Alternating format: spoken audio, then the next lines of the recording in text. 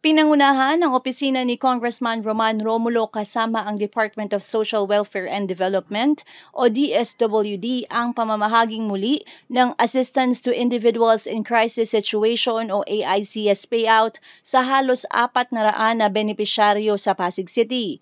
Tiniyak ng Office of the Congressman na may susunod pang mga schedule para sa AICS distribution na halos linggo-linggong isinasagawa. Kailangan lamang na siguraduhin na kumpleto ang mga dokumentong ipapasa at tiyak na matutulungan ang mga ito sa pamamagitan ng AICS program. Ngayon po ay narito tayo sa Pasig City Sport Complex kung saan po nagaganap ang distribution po ng mga medical assistance. Siyempre mula po ito sa tanggapan po ng ating Congressman Romulo at sa pakikipagtulungan po ng DSWD NCR. Ngayon po ay meron tayong 380 na beneficiaries. Kanina nga po nakapag-umpisa na, so konti na lang din po yung natitira ngayon. Ito po yung mga nag-submit ng kanilang mga dokumento, no, yung mga medical certificate, kasama po yung kanilang mga reseta po ng kanilang mga gamot at indigency, pati po yung kanilang mga ID. So dun po sa mga nagtatanong kung paano po mag-apply ng ganitong assistance, wag po kayong mag-atubiling, lumapit po sa tanggapan po ng ating Congressman Romulo, dalhin nyo lang mang po yung kaukulang dokumento, katulad po ng binanggit ko kanina, yung mga medical certificate nyo nga po, yung mga reseta, indigency, na ang nakalagay po ang purpose ay DSWD at saka po yung inyong valid ID.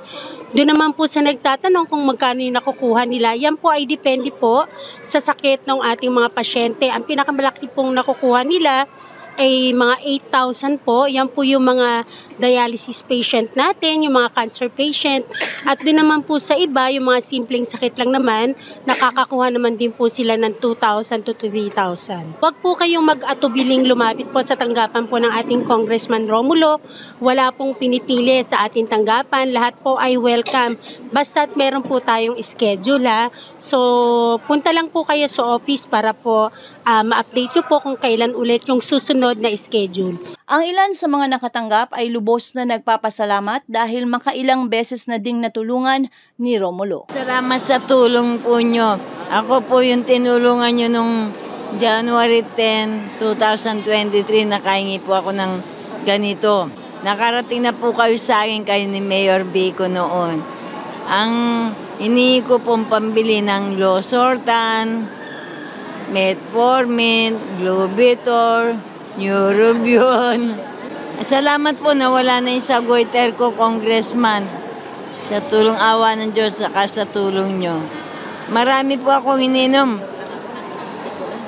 Inaabot po ng kulang sa 4,000 isang buwan. Kaso po kung minsan, hindi kasi nangingit po ako sa center namin. Dinipigan ako. Yun. Awa ng Diyos, sa araw-araw kong pagpunta sa simbahan, nagsisimba, pinagdadasal lahat ng tao, na awa ng Diyos, nabawasan. Eto, narito na po ako, hingi ng ayuda, pambili po ng gamot. Malaking tulong, lalo na sa aming mahirap. Malaking tulong, kaya ang balik lang namin sa mga tumutulong sa amin, dasal na pagpalay ng Diyos, huwag silang magkakasakit, bigyan ng magandang kalusugan, mahabang buhay, huwag silang mapahamak.